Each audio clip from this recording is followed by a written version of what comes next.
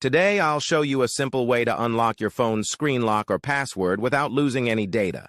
The best part? It's free and easy, even if you're not a tech expert. Just follow these steps, and you'll be able to unlock any phone hassle-free. Let's get started.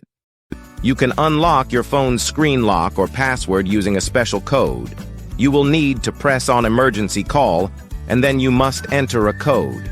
This code is unique to each type of phone and is provided by the phone manufacturer. In this video, we're using a code that works specifically for the type of phone we're demonstrating. Here's how you can get the code. Visit this website that provides unlock codes for free using a unique method. And that's it. Now you can unlock your phone without losing any data. See you in the next video. Bye.